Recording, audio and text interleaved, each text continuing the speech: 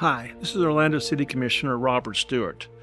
Very soon I'll be retiring from my position after 20 years of service to the citizens of Orlando, but before I retire, I wanted to leave a gift of history. I've had the wonderful opportunity to interact with so many people that have had such an impact on our city and how it's grown and how it's developed. Please join me on this audio journey as we meet these very interesting and influential people.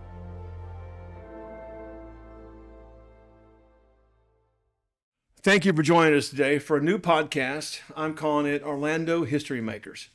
I'm your host, Orlando City Council member Robert Stewart, and I'm honored to talk with some of Orlando's great leaders and learn what makes our city and community so exciting and vibrant.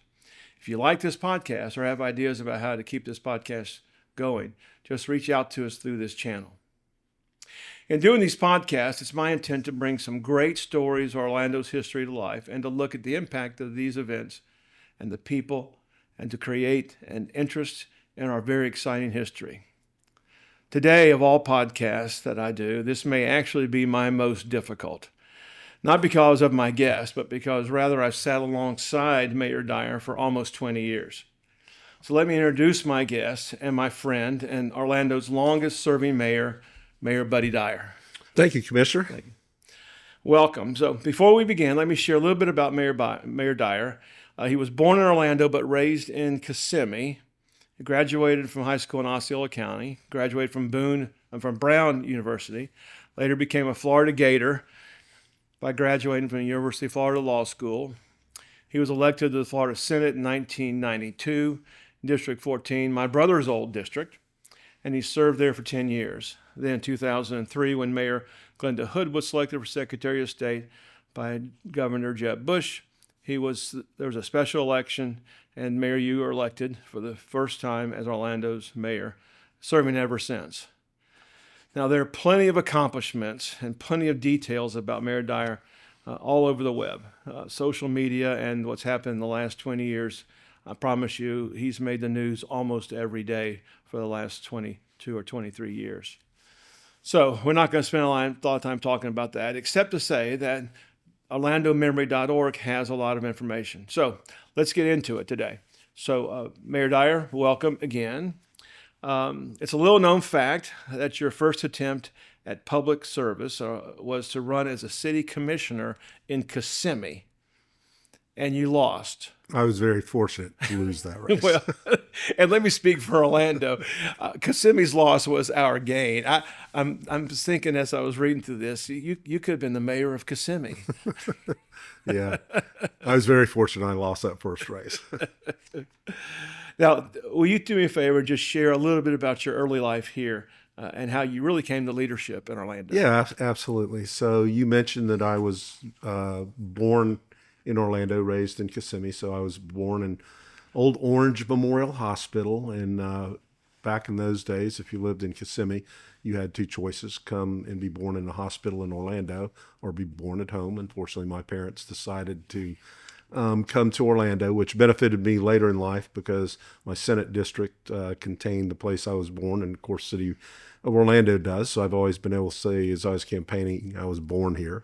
Well, you always say that, and it's great because just as you explained, you came to Orlando because that's where the hospital was. So, and then people go, isn't Mayor Buddy, isn't he from Orlando? I go, well, no, he grew up in Kissimmee, but he was born here.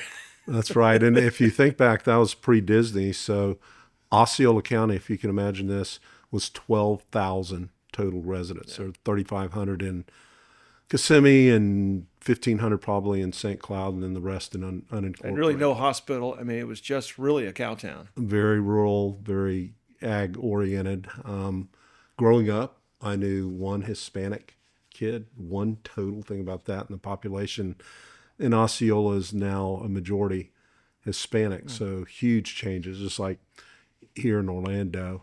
I graduated from Osceola High School. I played all sports when I was growing up, baseball, football. Yeah. There wasn't much else to do. Pretty good second baseman, I heard. I was okay in baseball and pretty good in football too. But believe it or not, so we never made it into any state competitions in Osceola. I made it in one-act play competition.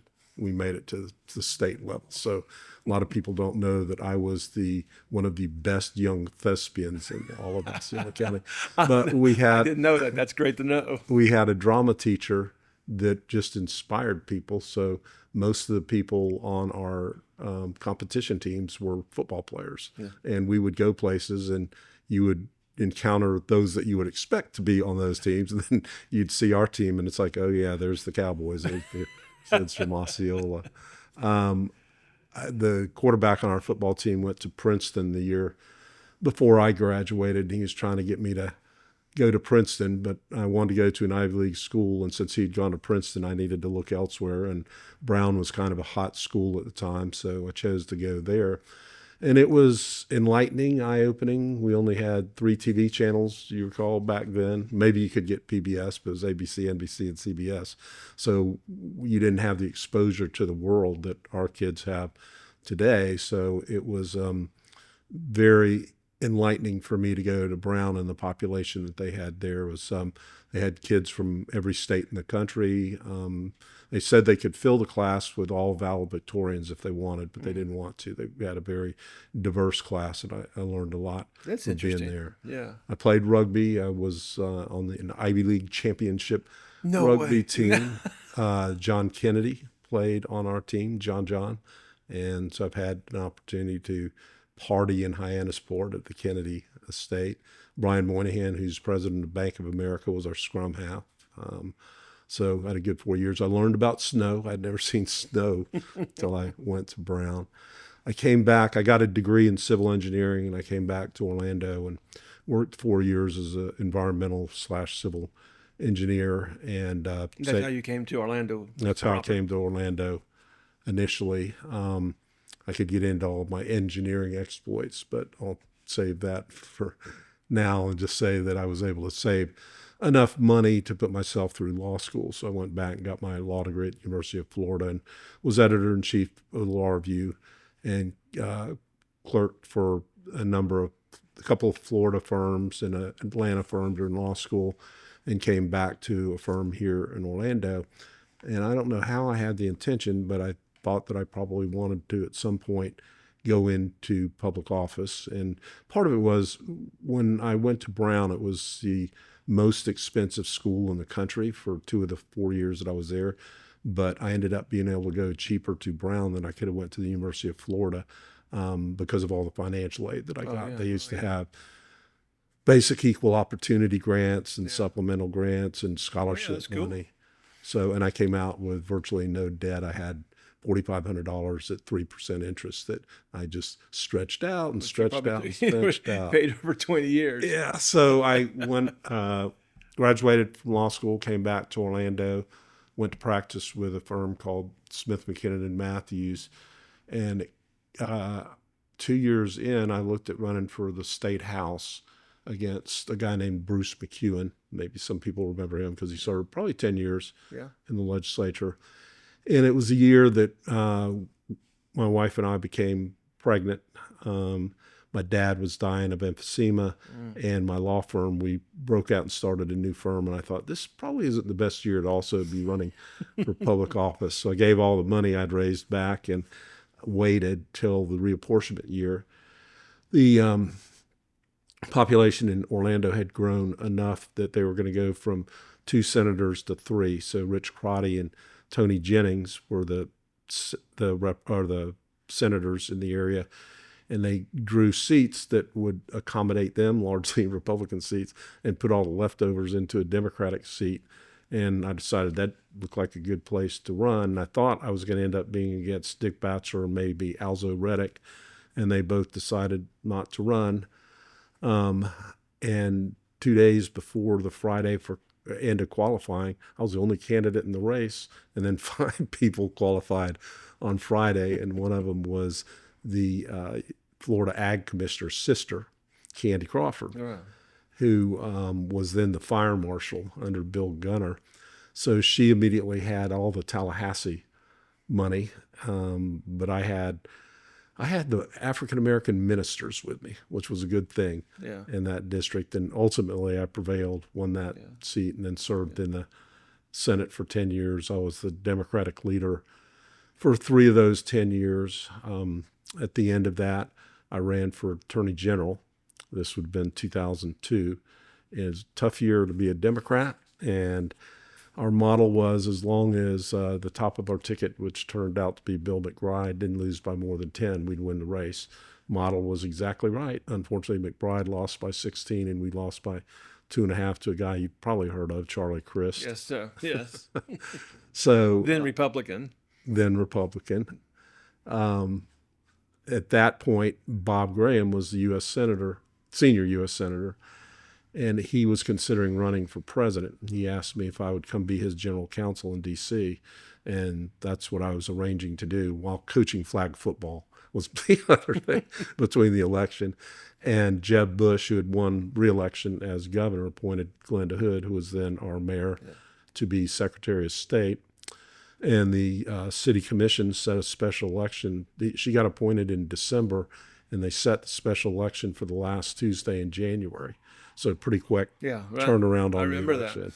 So there were 7 people that were already in the race because Glenda had said that she wasn't going to run for re-election, and there was a year left on her term.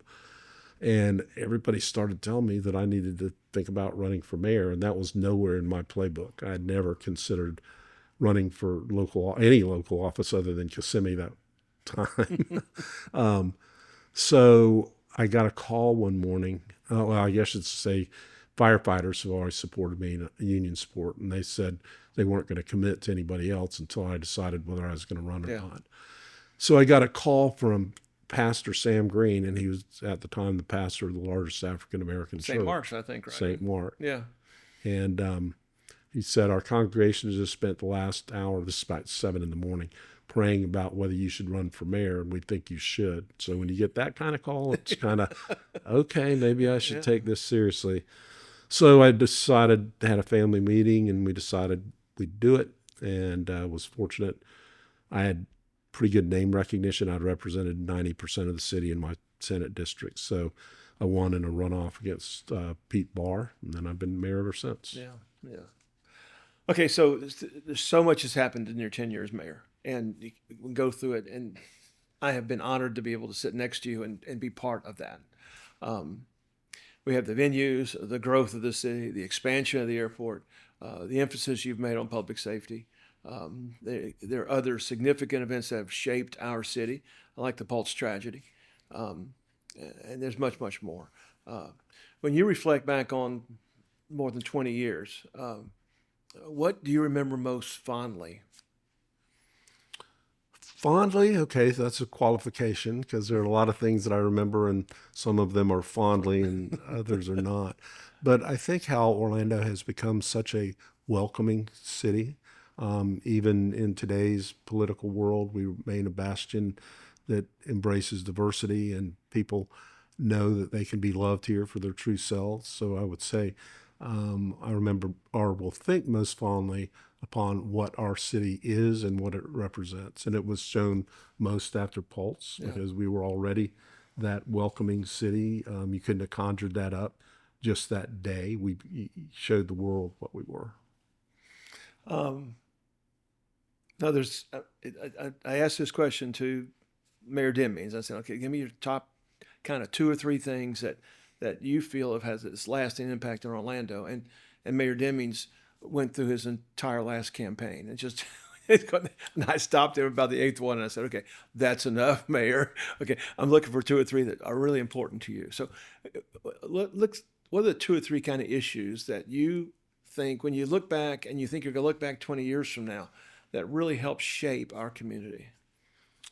So I would say helping to create this culture that we have of partnership and collaboration, because whatever was on his list of 8 or 10 things, and the things that I'm going to talk about as well, are all because we've been able to work together, the city and the county, working with the business community and our not-for-profits to achieve things that we couldn't if we were siloed.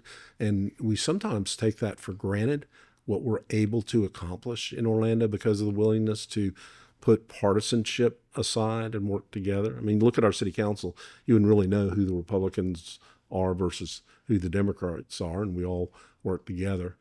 On the list of things, I think the community venues are certainly have to rise up as one of those things between, and that I think fostered the collaborative nature that we had was the county and the city working together to put that funding together to build the Performing Arts Center and the now Kia Center and Camping World. That's certainly there. At some point in the future, I think Sunrail is going to be something that everybody says, oh, thank goodness we have. Right now, it's there, but it's got to be expanded. So I wouldn't put it at quite at the top yet, but at some point it will have that type of status. Recognizing and supporting the arts. I mean, think about what we've done. Your old community center that we turned into one of the best places for ballet to be housed. We're sitting here in my office looking out at the Performing Arts Center, but what we've done for the Philharmonic and utilizing the Plaza Live now, so supporting. In my conversation with Mayor Hood, and you've made the same assumption or same identification. I said, what really makes our city? And she goes, well, what makes our city is two things. There's the neighborhoods that we deal with, and our willingness to engage all the people and all the stakeholders in making a decision. She said, especially in the business community, and to say, where do y'all want to go? Let's see if we can get there together. And she felt like that was the key thing. Mayor Frederick said the same thing. And I think you three as leaders, I think, are really the example of saying, what do we want to accomplish? We kind of put our egos away. How do we get there? And sometimes we take that for granted, but you got to work on that. Yeah. It doesn't just happen. You have to work and be willing to do that. So there's sharing of the credit, even when some people aren't deserving of the credit, you share the credit anyways. And then there's also being, sharing the blame when things don't work exactly the way you think it should. Yeah. And perseverance is another.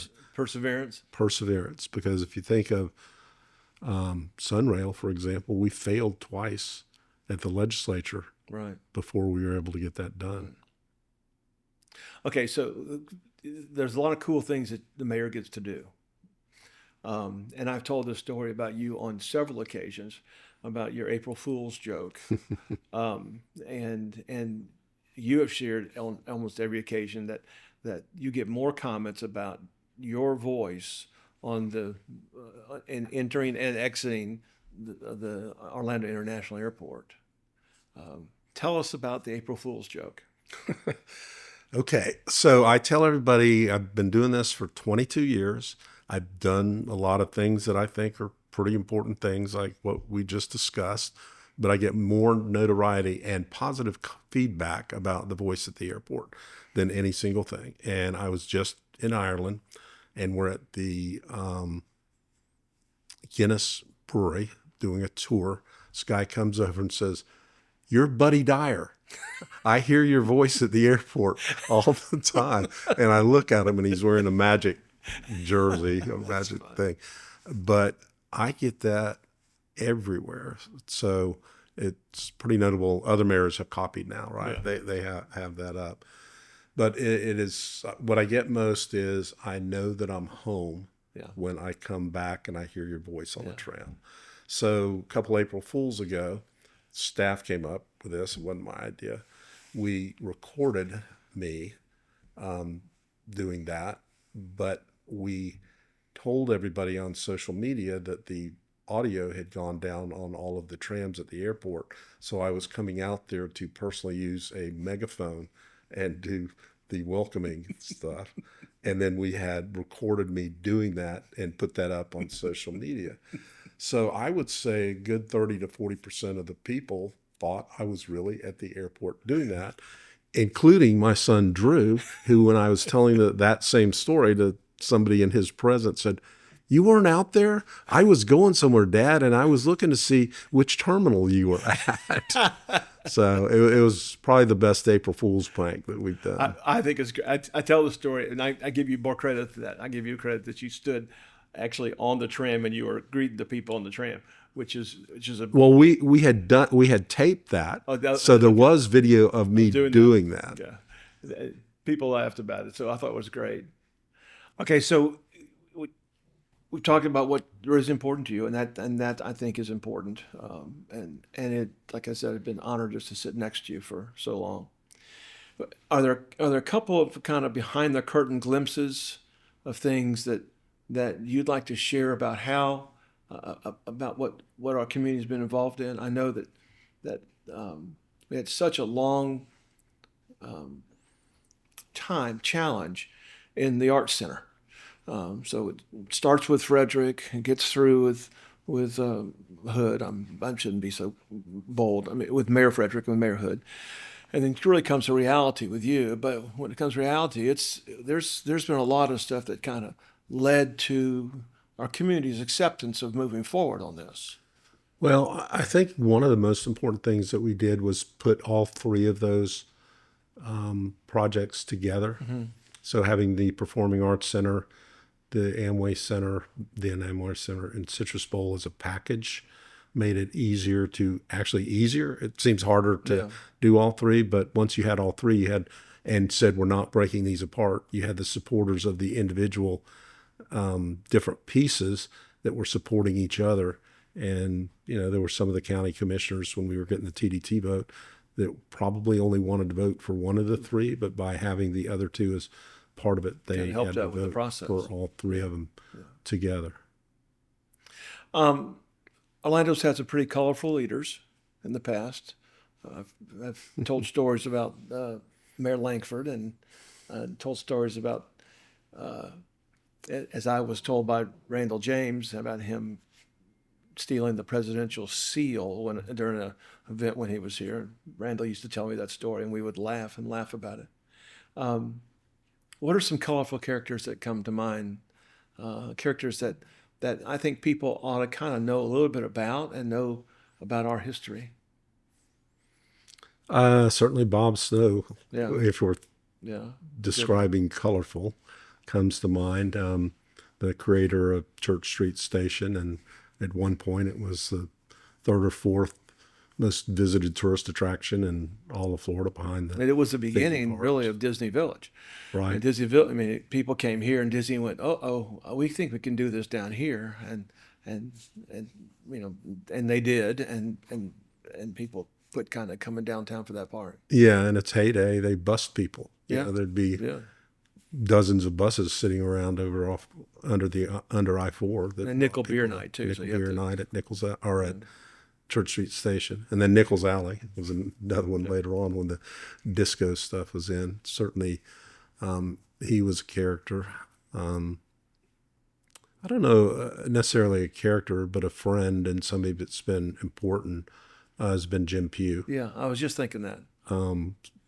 Jim had supported me in a variety of endeavors, from the Senate to my AG's campaign to the mayor's campaign. Had never ever asked for anything, and I had I had campaigned on doing the Performing Arts Center. Nobody else of the seven were campaigning on that. So the night before the election, he was in the campaign office and he said, "Hey, I'd like to help you on the Performing Arts Center. Will you let me do that?" I said, "Of course I'll let you do that, Jim." So I didn't have to wrangle him in to do it. He was certainly ready, willing, and able to do that. And without Jim, we probably wouldn't have been able to get that done. Yeah, I know Jim has been special to me as well, but I think Jim's one of those kind of characters that when people look back over Orlando's history, has had his hands in hundreds of things, and all of them been positive to progress our community, and has never jumped out and wanted all the credit. He just wants to see things get done, which has been a really neat, because I think it's a core of those people in our community that love our community, want to get it done. Yeah, I would agree with that. And another colorful person, come to think of it, is John Morgan. But Morgan, although he is in the highlight in terms of promoting his firm, the philanthropic stuff that he does, he rarely takes credit for. Absolutely. He does a lot of stuff that people don't realize, like Second Harvest, Right. Harbor House, those Yeah. types of things. Yeah. Okay, now legacy is an interesting word. I know you're now looking at the end of your last term in a few years, um, and I think what's happened is I have the privilege of being sitting next to the living legacy of what you've done with our city. When you think of this, what are some thoughts and guiding words that you would give to the kind of the next generation of leaders? I always tell school groups that whatever you're working on, make it your priority and do the very best that you can do with that. Because when you do that, you don't know who's going to watch you, have seen you doing what you did, whether it's sweeping the floor or, something more important than that, obviously, that opens the next door for you because of how you have performed at the task that's at hand. So that's one piece of advice. And then I've always been one to think you need to learn about something before you render your opinion on it. So That's 2 ears, yeah, 1 mouth yeah. thing. That's why you need to listen. Well, and by the way, let me just interject. That's what drives me crazy about you, because sometimes I want you to, I want you to come unglued, and you are so patient, and I have learned so much sitting next to you for that purpose. And I think, candidly, I've said this on many occasions, that really kind of comes out of your legislative background, and that where you're listening for where the common ideas are. And you're not going to agree on all the issues, but you have that. I've never been in that position until I served here. I've always been in a position of leading, and when you get into a legislative committee, you got to figure out how to it's a get things through. collaborative versus Yeah. autocratic Yeah, methodology. and I think you brought that to the city, which has been great stuff, and I appreciate that. So if you want to know more about Mayor Dyer, about his leadership, or maybe some of the things that he has accomplished and things we've accomplished together, you can learn more at orlandomirmy.org or visit Orlando's own website, orlando.gov. Or maybe just go there and look at how his experiences have influenced our community, and I appreciate that. So seriously, I'm so grateful to even share the DS with you. So thank you very much. Thank you, Robert. Thank you. This was fun. Mayor Dyer, you have done so much. Our entire community would not be what it is without you today. And 22 years of leadership now. And I'll tease, because oftentimes you would say, I'm the longest serving mayor. And the answer is, yeah, you were, but you weren't the most elected until the last election, because somebody got elected 6 times. When they had 1 year. 1 year term. So now you're both the most elected and the longest serving, which is combined. So I appreciate you doing that. I want to thank our listeners for taking a few moments of their time today, and the first of our 8 podcasts. Please listen to some great discussions with our past mayors, our community leaders, and those who have shaped Orlando. That's it for episode 1. Please look for discussions with Orlando history makers on this podcast channel. I'm your host, Orlando City Commissioner Robert Stuart, and I appreciate you listening. Let's remember to value our past, learn from it, and make our future even brighter than ever. Thank you.